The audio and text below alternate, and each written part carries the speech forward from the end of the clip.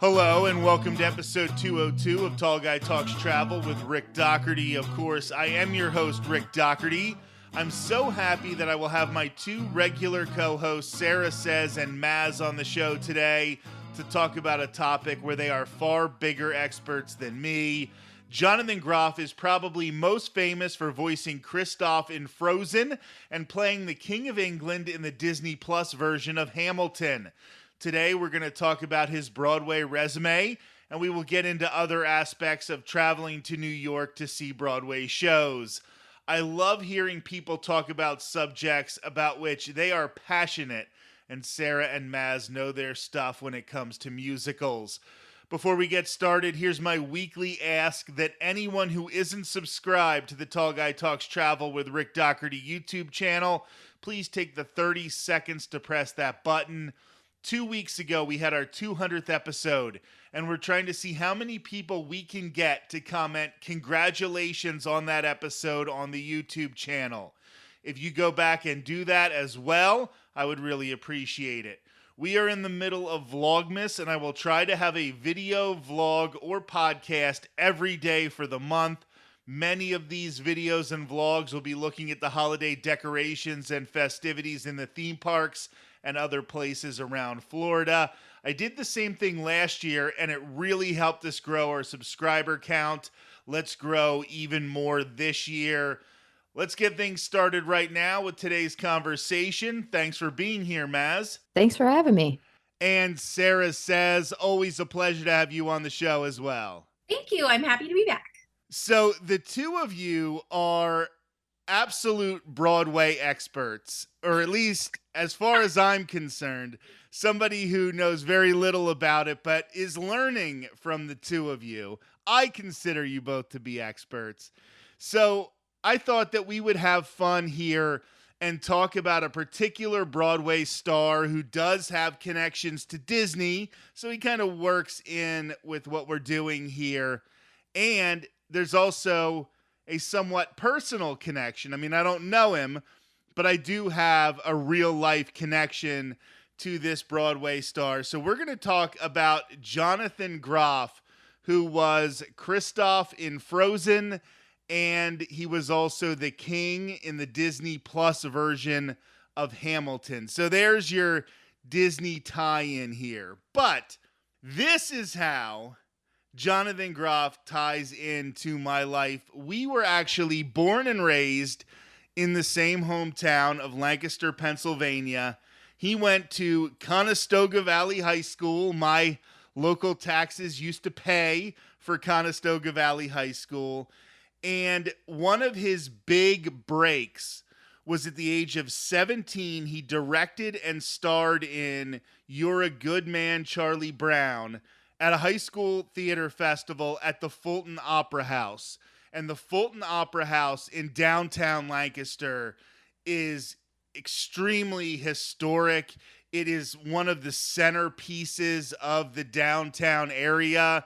It's haunted. We might talk about that some October maybe.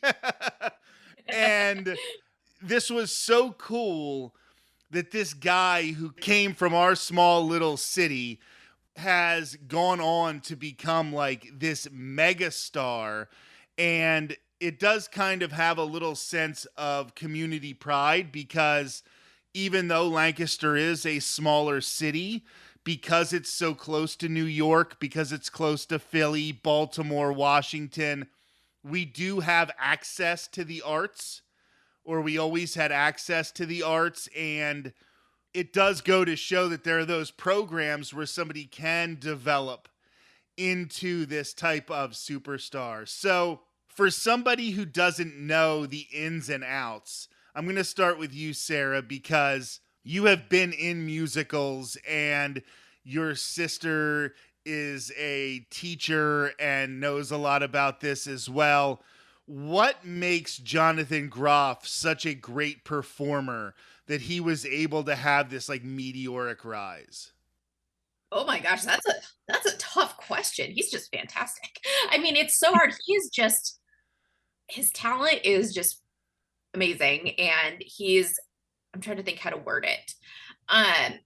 He has the kind of acting ability that can span across things that aren't just theater. Like, of course, theater is where I was introduced to him, and my love of his art is in the theater, but he has the talent to be able to span across movies and television and just everything, and in a way that is approachable to everyone. I mean, yes, not everything he's in is appropriate for everyone, but he reaches all those different audiences. And Maz, you just go to see a ton of performances. So first of all, have you seen Jonathan Groff in person? I'm assuming you have seen him. Yes.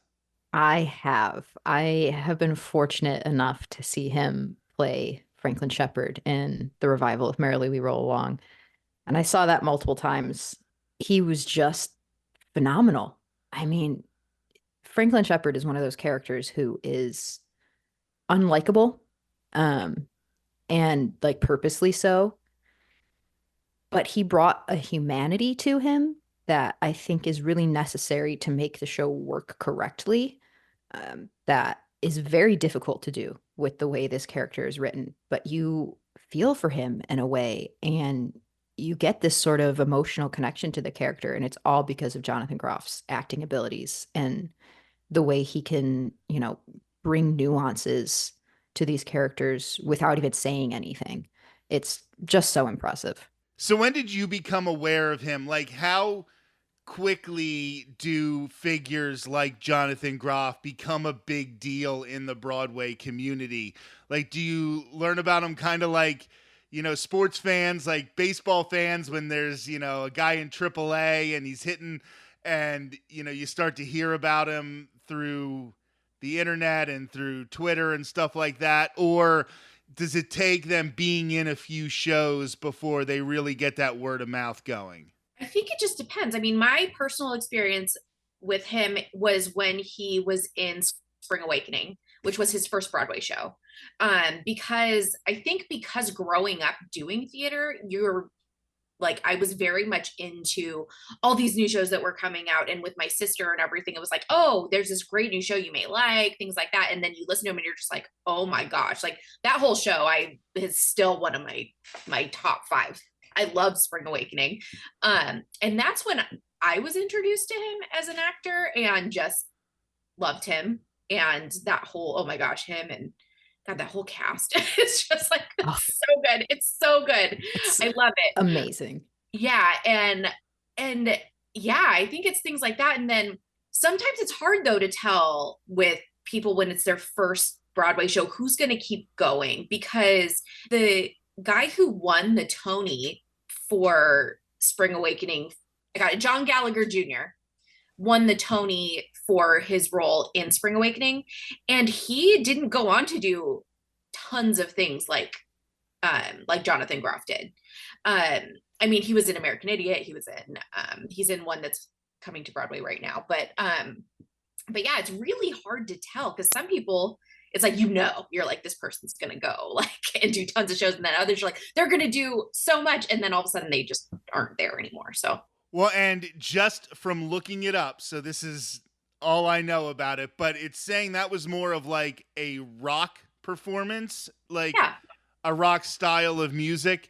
I could imagine that somebody who can do a rock style on a Broadway show might not necessarily be able to do everything. Like there's a range that you have to be able to perform.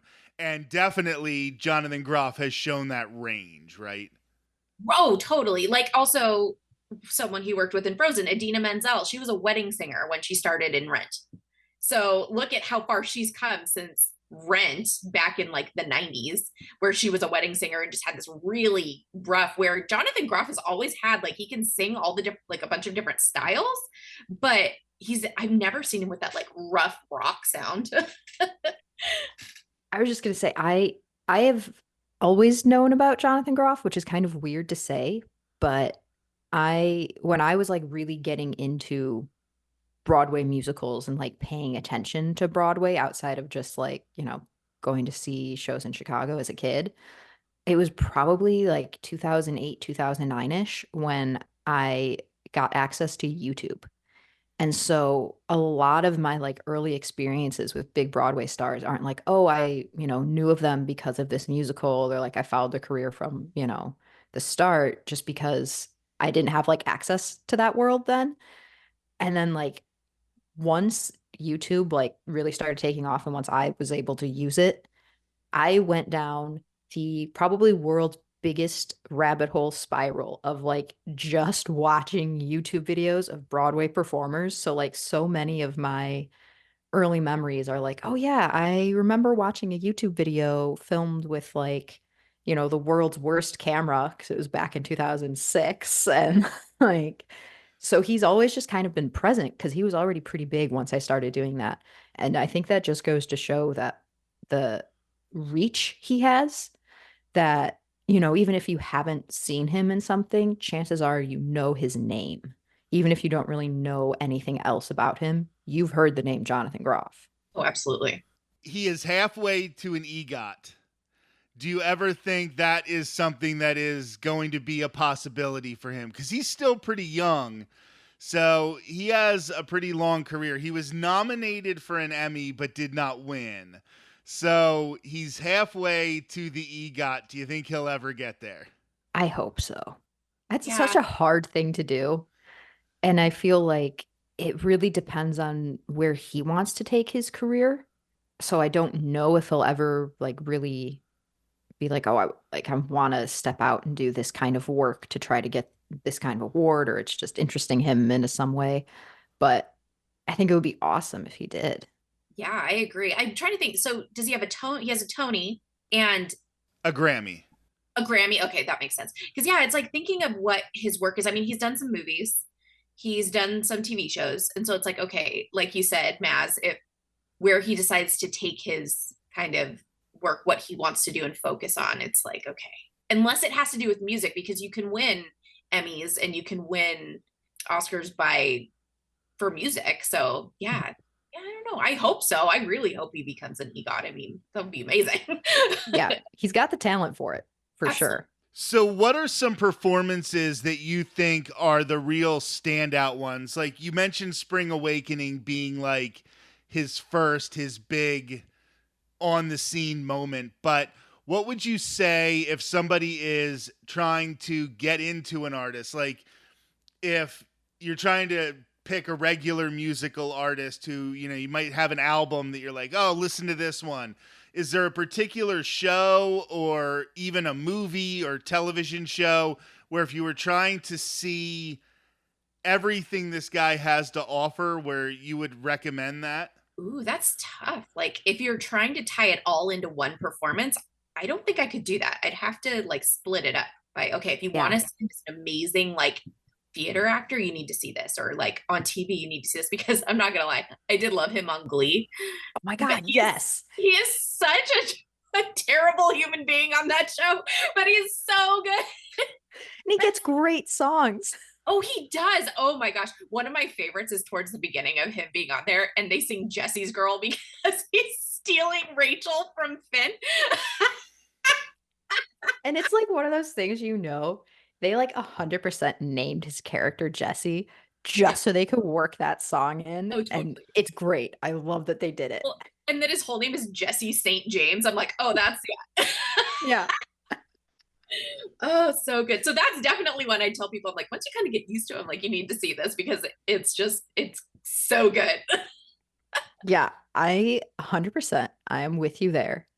Oh, I also think going into like a totally different kind of world, it's still TV, but his performance in Mindhunter yes. is like, if you want to see him in a dramatic, serious light, holy cow, does he knock the socks off of that role? I want them to bring that show back because, oh Me man, too. that show he was so good on that show. I didn't even know he was on it. And I turned, I'm like, oh, I want to watch this. This looks really interesting. And I'm like, I'm like, wait a minute. It's even better now. But yeah, that show, I agree that's a really good one. So this Mindhunter show, does he sing in it, or is this more of just a dramatic role? So he can do it all, right? Oh yeah. Oh yeah. Oh yeah. I mean, I know we mentioned Spring Awakening. and Merrily We Roll Along, which are great things to, listen to if you want to get into him. But also Little Shop of Horrors is Yes. he was the like original Seymour in the off-Broadway revival. And he's fantastic at everything he does. But that's also a great listen to kind of hear a little more from him. Yeah, that's a really good one. I completely agree. I'm trying to think what else he's done Broadway wise is just like because like Spring Awakening is amazing to get into, but it's not a family friendly show. so No. so if you're listening and you have children, you better listen to that album before you play it for Yeah. them. There's some songs that are totally fine, but others and the content of the show is it is tough. It is tough content, but it's brilliant. Yeah. Let's see what's some other he's just done so much. Well, I know, No. Maz, you're a big Doctor Who fan, right? Both of you are, right? And Doctor he Who, is yes. in Doctor Who Another as well. Disney thing now that they've taken Yeah. Yeah. So what does he Yeah, do in Doctor Who? And this is something that people would have access to, most of our listeners, I'm assuming, on streaming. So maybe if you could talk about his role there a little bit. Yeah, he has a guest appearance in one episode of the most recent series. So even if you've never seen Doctor Who before and you kind of just like have an idea of what it's about, I feel like this would be a great episode to watch. You don't have to have a whole lot of prior knowledge of the show in order to enjoy this one. But he plays kind of a mysterious character. You don't really know who he is at first. And I'm obviously, again, I'm biased. It was Jonathan Groff playing him. But few times have I like really become obsessed with a character that quickly. And he's I want more of his story so bad. And now I'm going to turn to the thing that I think, well, after Frozen, is going to be the one that our listeners are going to know him the most. And that is as the king in Hamilton. And this is the only one where I can really speak to his performance because I have seen the Disney Plus version of Hamilton. I'm not a person who like goes out and specifically tries to find musicals. My wife Courtney did musicals in high school.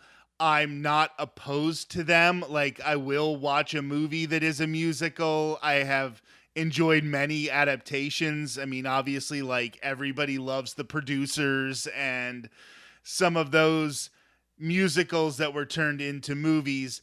I didn't know if I was going to enjoy just watching as they turned cameras onto a Broadway performance. But the first time I saw Hamilton, I was like, oh my God, this experience was so life-changing. And one of the things about it was his performance because he's not in that a lot. Like, he doesn't have a lot of quote unquote screen time, but he absolutely steals the show in his scenes.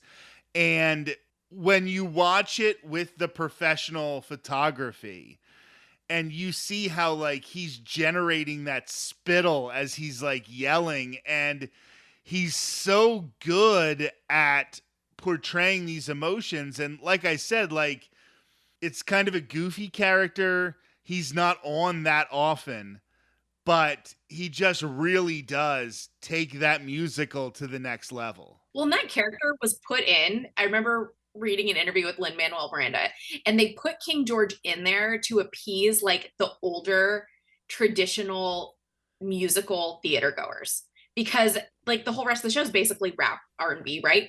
And they're like, we need to put something in there that's going to appease everybody. Like we don't want elderly people walking out of our show because so King George ended up being that character. And yeah, he does.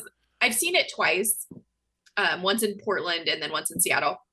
And that character, every time, I'm just like, especially during the Reynolds pamphlets, it's just like, it's great. Well, and I think that not only did they put that in for some of the older people to enjoy, I do think it creates this difference where it's very easy in our time to see, oh, these are the people of color, these are the black rappers, and here's the stodgy old doing things the way they used to be done. It really does set the tone for the musical. And I know that people talk about like a Q factor or an it factor where you can't explain why you look at Taylor Swift and she just like has people following her in a way that almost doesn't make sense. And he definitely has that charisma, that personality that beyond his talent, you just want to watch him. You want to see what he's going to do next. And in a role like Hamilton, where he's not in it that often, you are waiting for him to come back because you know it's going to be this amazing performance. Absolutely. Yeah. I'm just so excited to see where his career is going to go. And I know he signed up to be Bobby Darin in Yes, a I new was gonna say musical. that yeah, they just Uh-huh. started releasing photos, and I'm just like, yes, it's gonna be so good. I can't wait. I know. I heard like, they released that teaser and it just had like a snippet of like the music. And I was like, oh Right. my God, this is going to be so good. So good. I was not like when I first heard he was playing Bobby Darin, I'm like, interesting. Like, okay, let's Yeah. and then of course like a big chunk of time goes in between because they like announce it and then nothing, right? And then yeah, when I saw that clip, I was like, oh, it makes me happy that I'm moving to the East Coast because now I'm like, I can hop a train in Virginia and go to New York. I can actually see these. It's going to be great. And I wanted to also address, because this is something, the last time Maz and I were hanging out in Epcot, this had just happened, and I was so excited to tell her about it, but of course, she already knew. And being that Jonathan Groff is from the Lancaster area, he actually went back and took part in a drag storytime fundraiser in Lancaster. They put the event on a live stream. We were trying to watch it, but the library in Lancaster, Pennsylvania was not prepared for the amount of people who were going to try to watch this live stream. But I think as we sort of wrap up this conversation on Jonathan Groff, I want to talk about his like tireless work for charities. I mean, like I said, he did the Drag Storytime fundraiser for the Lancaster Library, or no, it was for Lancaster Pride, but it was at the Lancaster Library. He has done things for Equality Pennsylvania, Elton John's AIDS Foundation, the Habitat for Humanity, the Actors Fund of America. This is a guy who really does seem to step up to the plate when it comes to different organizations and different charities. Do you find that's common in Broadway, or is he somebody who goes a little bit further than some of the other actors? I think it depends. I mean, his seems to really reach. Most Broadway actors are, of course, um, in like involved in things like Broadway Cares, Fights AIDS, Broadway Barks. So a lot of the Broadway or theater type charities. But I feel like his really does. He does really have kind of a reach to others as well. I don't know. What do you think, Mass? Yeah, I completely agree. He's gone, I feel like, above and beyond what I think would be normally expected of him. And in October, he joined the board of trustees for Broadway Oh, that's Cares right. Equity Fights AIDS. So even in that charity, which is like a standard one for a lot of Broadway performers to be involved with, he's again going the extra mile and he's now on the board of that charity to be even more involved. And I know that this is one of those things about following celebrities, especially in current times, and you think like, oh, he just seems like a really good person, and then you find out, but this guy does seem like he is a really good person. And I do like that he spends so much time trying to give back to the community, and giving back specifically to the community in Lancaster, because you could see somebody going from the small town and making it in Broadway and not wanting to go back, but you can tell that he remembers the time. Like, it says on his Wikipedia page anyway that his father's barn, they used to put shows on in his father's barn. Like, he remembers those days and he remembers how hard it was, so he does try to go back and help other people. And I do think that's important because, we're all only here so long, so our successes, we should be trying to pull other people with us. I always think that's important, and it really means a lot to me because he's doing it for like my community. Yeah, I think it's really interesting too. Out of people who are huge on Broadway and things like that, a lot of them have a big social media presence, and he doesn't have any social media at all.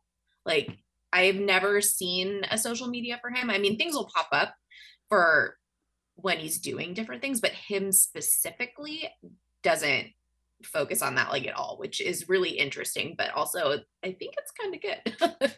Yeah, it's nice. It also helps like with I think people's like parasocialness a bit, because you really do know him for what he does and not like, but there's still that wall of like, well, he is a performer and he is not, I- like, you're not like trying to get his attention on social media with certain things because, like he just doesn't care. But Right. it also, I think, speaks as well to how successful he's been able to be with charity works, because a lot of performers will tie that back into their social media and use their social media to fundraise or promote certain things. And like he's still able to do it even without having any sort of presence, which is commendable. Well, and you say with that parasocial, like sometimes those charity events sort of play off the access that you get to the person. So if he's able to raise that money without putting himself on the line like that, and it's one of the ways that he's going to keep that reputation. Like, the more you let people into your life, the more chances they have to be disappointed in you, right? Or to find something that they don't like. So the fact that he is able to separate that makes it really easy for you to just watch him and enjoy him as a character, because you don't know what type of toothpaste he uses or whatever. He doesn't let you so much into his life that it distracts from some of these characters that he plays. Yeah. Love a nice firm boundary like that. And he's declared that's his line and he's not going to cross it, and good for him. Did he stay, or did you do the stage door at all at when you saw him? Did he come out or no? Mm-mm. No, he Because didn't. when my sister, she saw it as well, and she saw Daniel Radcliffe, but she didn't see Yeah. anyone else. Yeah, Dan was the only one who came out for stage door when they had stage door when I was there. Okay. Yeah, my sister yeah. ended up going on a different performance day, so she didn't have to sit there and try and like fight her way to see people. So What is stage door? So when you see a Broadway show, the exit for the actors out the theater is the stage door, and it's usually around the back or on the side of the building, and it's just become absolutely unhinged nowadays, but people will wait out there behind barricades almost like a concert to meet the actors from the show. And so they call it stage door, and so you go and you stand outside and you wait for actors. So I'll tell you what, for somebody who talked about parasocial relationships earlier, I've seen Maz at a lot of those stage doors. So Hey, I'm not immune. I know. I think the last one I did was Wicked in Seattle to meet Mike Wartella. And ever since then, I usually just go. But there's like a list of a few people that I wanted to meet. And I still have, oh no, I met Alex Brightman at a con though, which was amazing because I didn't have to like fight a whole bunch of people. And I actually got to talk to him, which was really awesome. So I met Alex Brightman, and so yeah. And then I met John Tartaglia after Shrek. But yeah, as I've gotten older, I just don't want to fight. Well, it's also gotten so much worse. Like People it are used to be unruly.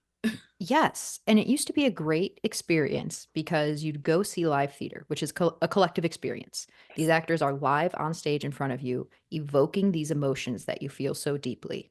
And after the show, it is really nice if they want to come out, because it's never an obligation, to be able to say, "Hey, you really moved me with your performance. That was very well done. This song really touched my heart, and, this was a great show." But it's become so, like, it's just become a mess where, like, that aspect of it has gone by the wayside, and it's just been like, how many times can I get a selfie with someone and, like, brag about it? Yeah, exactly. I met Bryce Pinkham at the same con as Alex Brightman, and I actually was talking to him about that. And I mentioned, Stager, and he goes, "No, I prefer cons because I can have that one-on-one conversation with you." Where he's like, after I do a show, like he was talking about after Little Shop, and he's like, after the show, he's like, "I'm exhausted." He's like, "I love meeting people." He's like, "But at the same time, I want to go home to my family, and I want to unwind from working." He's like, "I am leaving work when you're standing there." And he's like, "And people are coming after you." He's like, I love to see fans. He's like, "But at the same time, it's not the connection I want with my fans." That's where we're going to have to leave things off because Sarah actually talked right up to the moment the Zoom call cut us off for time. This has been episode 202 of Tall Guy Talks Travel with Rick Doherty.